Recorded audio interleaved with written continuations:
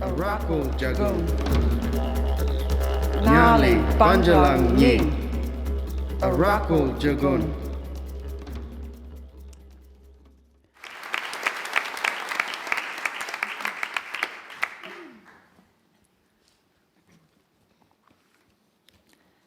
Crosses out the word journey, meditation, sanctimonious. Thanks, Mandy. Fuck's sake. I've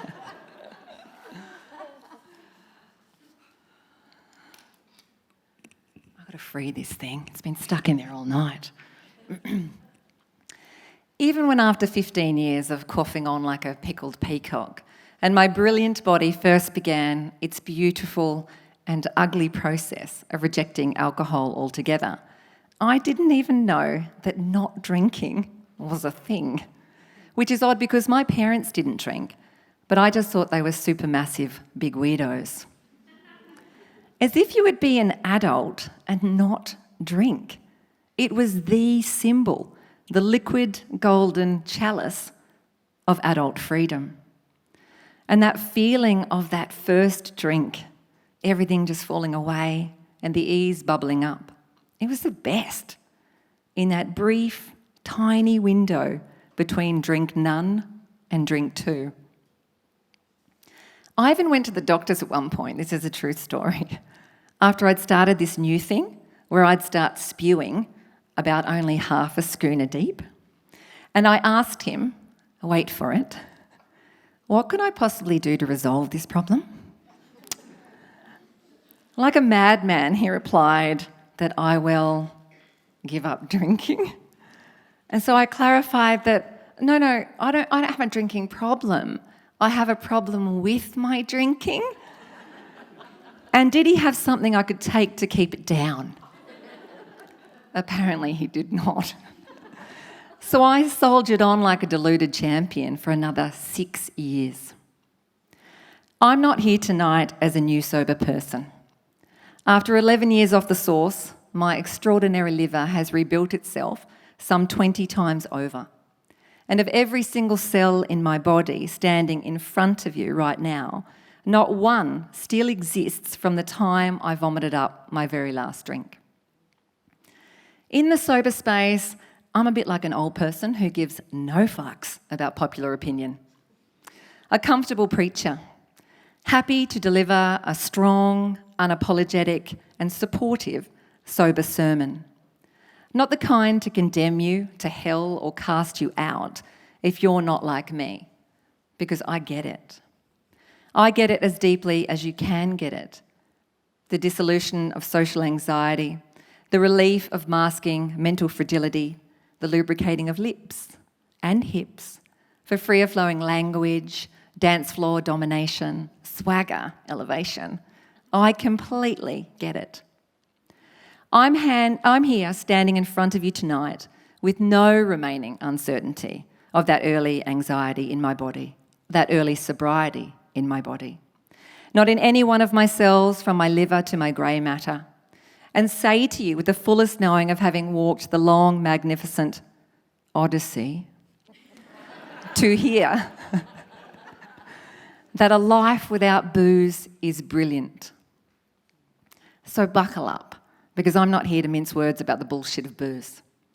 And keep in mind that when I speak with passion about sobriety, or when I condemn the culture of consumption, my target of judgment is never you. Not even if you've done the worst things in the world when you were wasted. For when something is not just allowed, but encouraged, when instead of being vilified, it is legalised, when corporations to churches to families to Parliament House all participate, we learn a very ingrained lesson. The thing is fine. If you can't handle it, if you fuck up, if you hurt someone or you hurt yourself, it's not the booze that's the problem, it's you. And on that I call bullshit. 73% of all assaults in Australia are alcohol related. drinking doubles the risk of domestic and family violence. Almost half of partner homicides involve alcohol. For every lovely boozy buzz, there is someone being boozily bashed. How can I stand up for my sisters and simultaneously support the industry that manufactures one of the biggest single risk factors for violence? The poison that colonisers introduced to First Nations people with no disclaimer about what it could do to them, to their babies, to their delicate and intricate social systems. That's still legally allowed to poison every one of us in broad daylight and keeps those most traumatised trapped, perpetuating a bullshit hierarchy of those who can handle their booze and those who cannot. Of course, we can't separate the person completely from the violence and from the poison. There are a multitude of complex reasons that lead to violence, often spread along generations. But the statistics are loud and clear. Grog is the gasoline on the toxic bonfire of trauma. These worst-case scenarios might be a far cry for many, for you maybe. From the salty Coronas with that tangy slice of lemon on a sunny Byron Bay beach, the sweet sticky sangrias on a sultry summer's eve, the laugh-a-minute mayhem of getting munted with good friends. But I wonder if there is even one of us in this room who hasn't done something either hugely awful or many tiny accumulated awfuls as a direct result of drinking. For a while at the beginning of sobriety, the narrative of giving up cautiously skirts around the unforgivable territory of being preachy, dialogue that gently tiptoes around the hardcore reality that doesn't suit a culture such as white Australia's, that alcohol itself is utterly fucked. Although it does give us cause to stop and ponder what's feeding this need to consensually swallow a corrosive, colourless, flammable, toxic chemical compound, a Group 1 carcinogen, which means evidentially proven to cause cancer in humans. Legal, slow, self-initiated euthanasia. Perhaps not wanting to discover that some of your friends will cast you out of the social calendar, and some will. And with your new land legs not as strong and steady as they will absolutely become, you keep your great achievement of sobriety along with the truth about alcohol that you are beginning to uncover humbly to yourself.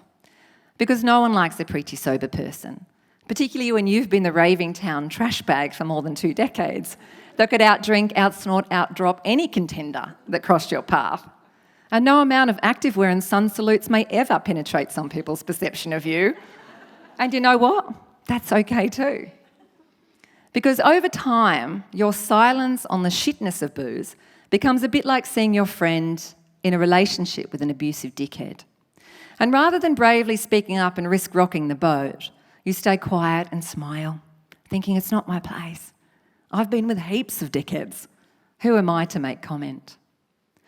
But then as months without booze turn into years, and the ethanol haze, like the heat on a scorching pavement, slowly begins to dissolve and your liver finally has a chance to cool down, the wonder of the world as it is starts to take shape. And a very clear picture begins to form. A giant rainbow neon sign lit up across this new beautiful landscape of sobriety, hidden for so long behind the clouds of clever marketing and cultural conditioning, that sparkles in its clarity and says, shit, goddamn, alcohol is fucked. I'm going to take you through just one of many doorways that led me into the long, harrowing freefall of drinking self-flagellation.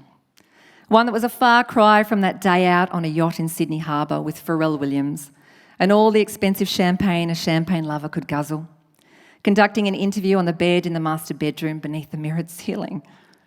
The story I'm going to tell you edges a little closer to the vomiting I did on the way home, and a lot closer still to the lie I told my then 8-year-old daughter as she gleefully flung the door open that I was leaning on, and I landed at her feet in our hallway with a sickening thud at 4 in the afternoon.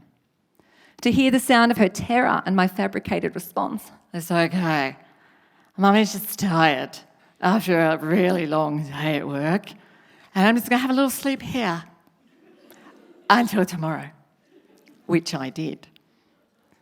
I haven't chosen to take you through the doorway of 1,000 long boozy nights, nor of sex I don't even know to this day I've had. Not the time I put my cigarette out on that woman's blouse, thinking she was a pole, but simultaneously grateful I didn't piss on her leg thinking I was a dog. Nor the time I tackled my friend and put his leg through a glass window and I laughed. Not the night out with Jack Black or the Bronx or Hilltop Hoods or De La Soul. Not the dancing on stage with the Flaming Lips or singing poorly on stage in Tokyo with Pennywise. Not the many mornings I was wrapped around the porcelain instead of the microphone, publicly absent to 1 million listeners. Not the months I didn't get out of bed until after my daughter had left for school because my hangovers had gotten so bad in the wake of my marriage breakdown. Not even the time I crawled in under the covers with her after a big night out and woke the next morning to her screams of disgust because I'd vomited on her teddies and in her hair. That deserves way more groans of disgust. This particular story, the one I'm about to share, that led me to dissect in clinical detail just how much my former bestie, buddy, booze had taken from me and how nothing it had given me, contains no alcohol in it at all. A mocktail, if you will. For this is the doorway of consequence, the ongoing ripple from my turbulent behaviour that spread in my wake long after I'd given the grog away. For what I didn't fully see until I was well and truly sober was how my drinking washed through the first 12 years of my daughter's life. A tsunami of emotional devastation. The impatience, the intolerance, the headaches, the vomiting, the passing out, the complete and utter absences, the shit men, the shame, the broken promises and plans, and the cutting of so many important parenting corners to get back to the party. There's not much I do by halves, except the dishes, because I fucking hate the dishes. But I didn't sober like I do the dishes.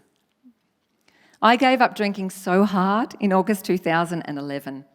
Changed my name, changed my profession, and I thought I could yoga the history of my hedonism into annihilation. But what I didn't know then was that my drinking had its own momentum, woven into the fabric of my daughter. My drinking that was championed out in the world, tied into my career as a radio presenter for Triple J, was for that small child like a death by 1,000 tiny cuts. And I would be held accountable for every one of them through my daughter's self-destructive behaviours born from her pain. For nearly a decade through her teens, her young life hung in the balance. And every bit of pain further inflicted upon her out there in the dangerous parts of the world were my lashes to bear, but they landed on her back, her face, her body. Sobriety, although casting an achingly bright light on every moment I had given to booze instead of to my beautiful baby, was also the absolute necessity to me becoming what my children, what the world, what myself truly needed. So for as hard as it is, after all the good changes and all the good choices, to run full circle back into the wall of guilt you thought you were running away from, it is only in sobriety that lives the strength needed to knock that fucker down and pick up all the shattered pieces of a child's broken heart and become everything that's needed to put them back together. I want to share one last really important thing. And of the multitude of things to share about the brilliance of sobriety, this was a hard thing to choose. But what I wanted to say is, if you are teetering on the fence and you have any doubt about sobriety or the magic of the world out here, on the outside of the bottle, I just want you to take a moment to look at this panel, to look at this community that's here with you tonight. Not drinking is a thing. It's a movement, a revolution. It is a reclamation of life and power. This is what fucking cool looks like. Strong, brave, kind, compassionate, supportive, present, and sober.